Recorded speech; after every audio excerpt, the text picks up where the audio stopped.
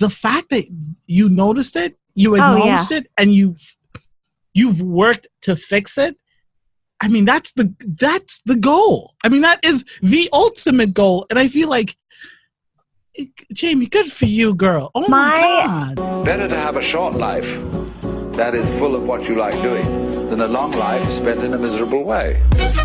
Hey. You're talking about putting limitations on something that will only injure you, right? So like, let's not do a Juul.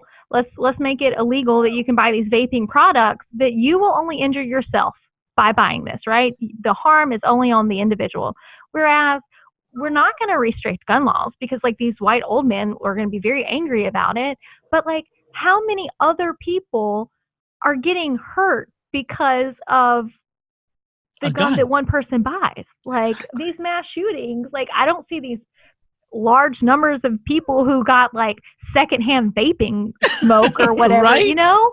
It's crazy. No, I love the way you look at that, right? Like, because I think that is, Jami, that is genius, right? Because that is how we should look at freedom.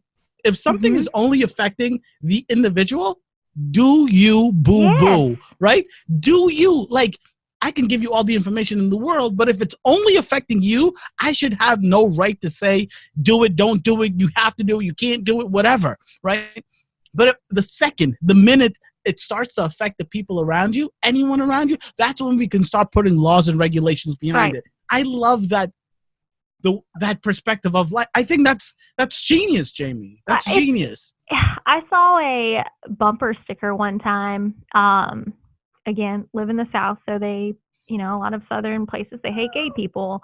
But I saw it was like, don't agree with gay marriage. And right underneath it said, then don't have one. And I thought that was the most profound thought, that if we all adopted that mentality, the world would be a beautiful place. Like, if it doesn't work for you, then don't do it.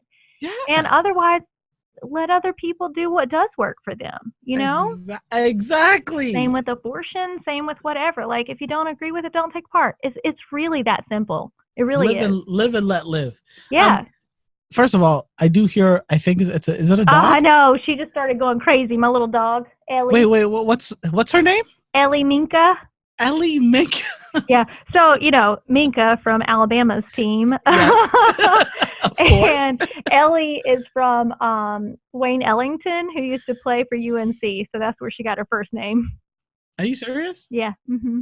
Good for you. My God, you really you're deep. You're deep. Do you watch like national football? Like, I don't watch professional. NFL. Oh, okay, it's just college. You big on college. I used to follow it until Scam Newton got drafted to the Panthers in 2011, and I was like, done. I just can't be a part of this because it doesn't fit my life. I couldn't be angry every week, it wasn't worth it to me. Well, good for you. I love when people have these irrational standards, right? I love it. I'm allowed one. There it is. No. I legitimately appreciated that in a person, as long as they know it's irrational. But, But what I wanted to say, I don't know. So like, I have to ask, and I know that this is a biased perspective from someone up north, and like I live in Boston, and I'm surrounded by these hippie, oh my goodness, we should be living in a kumbaya, and like I can't get to that level of like hugs and kisses bullshit, but like I want like how, like, have you always been against the grain living down south, like with the conservative religious family, or has it been something that like your entire family has been way far on the left compared to everybody else? Man, like, is this something? I really appreciate that question. This is, by the way, this little Ellie. She's beautiful. How old is she? Is she just tiny, or is she a puppy? Oh no, this is her size for all of her life. She's about 4 pounds. Yeah. Oh my goodness. Hello, Ellie. Hello, Ellie. Ellie Minka. But I really appreciate you asking. No, my family is very, very conservative. Actually, one of my future podcasts is And I would love if you would want to talk about this, because this was going to be my next podcast, and I did a lot of research on it. But like one of my future ones is going to be on the Confederate flag or the rebel flag. Oh, and because I live in a very Southern family. I'm going to let you finish, but Jamie, I'm in. I don't care when, where, You're how. You're my hero. I love you. Right now, we're doing it. If you have like 30 more minutes, we're going to do it. But yeah, no, I have definitely not fallen in line with my family.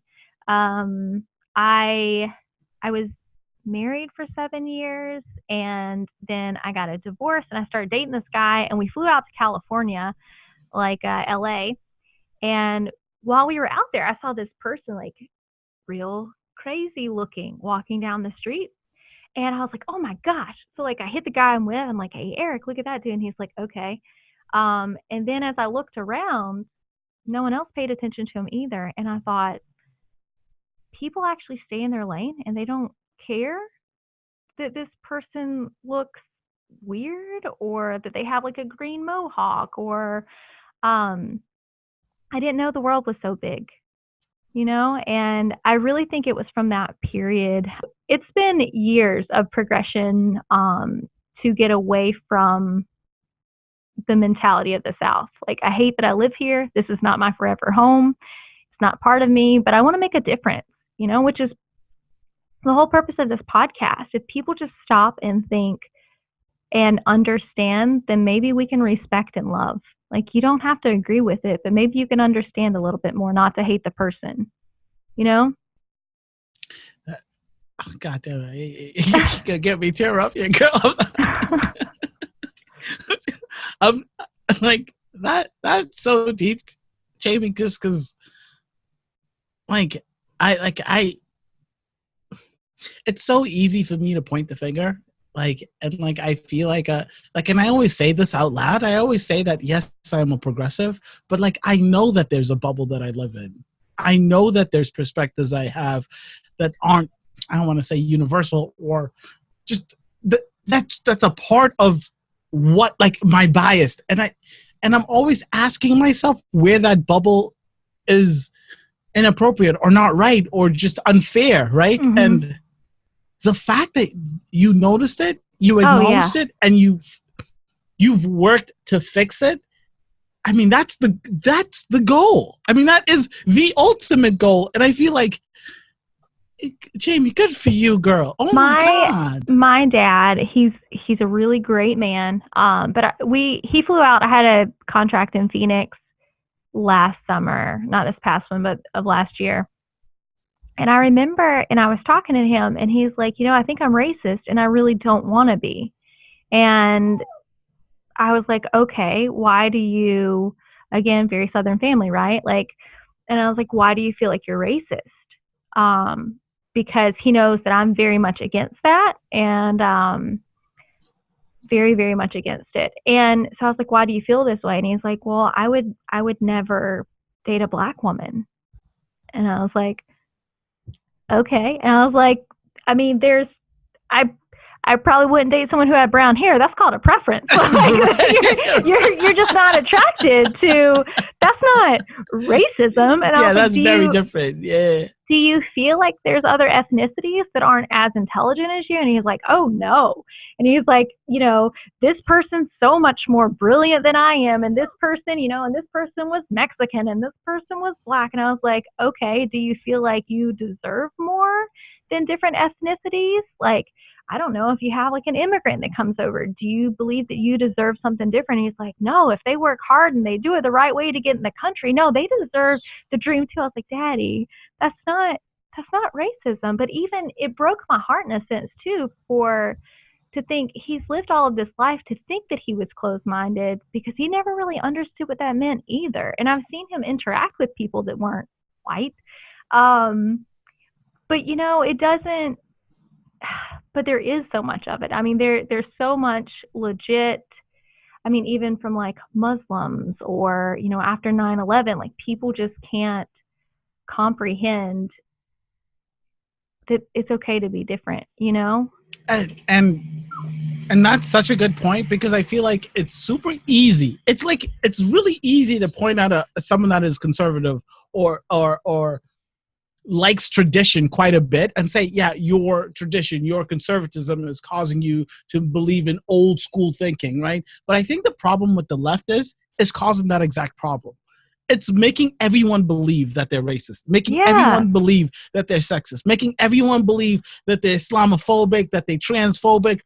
You have to let people know, look, listen, just because you don't understand something, you might just be ignorant. You might just not and that's freaking know. None of us are going to know everything. But I mean, you can take the time, but you also don't have to put down what you don't know. I mean, I think that we fear, like we hate the things that we're afraid of. Yes. And so I think that when we, again, here's the purpose of the podcast, like you hate what you don't know. And so if you take the time to educate people on topics, then maybe they won't hate it so much anymore. They won't hate this person or this group of people.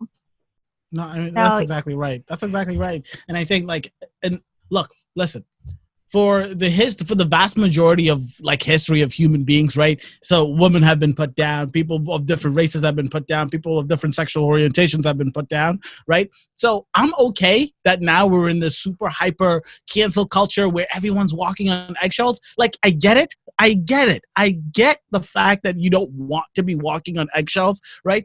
But I'd almost rather this for a little bit. I understand that we need to get over the hump, but for a little bit, I'm okay with people walking on eggshells, trying not to offend anyone. Because I would love to live in a world where the goal is not to offend people. But at the end of the day, we have to let people live. Because if we're walking on way too many eggshells, it gets to the point where we are afraid to talk to someone different because we are afraid to offend them. And I don't want to live in a world where you're so afraid to offend other people that you don't even interact with them. Because then what's the point, right? Then what's the point?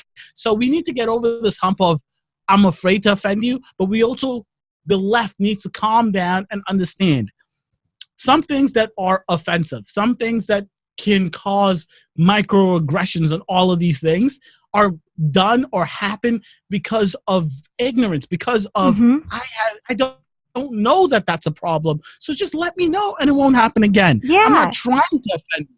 I'm not trying to be a dick. I'm not racist. I'm not homophobic. I'm not sexist. I just didn't know. Right. Thank you guys so much for watching. I really do appreciate this. If you guys were informed or educated in any way, shape, or form by these stories, please hit that like button. If you liked my presentation of the news, I really suggest you subscribe and hit the notification bell so you know every time Q the Nurse drops some hot, fresh press news.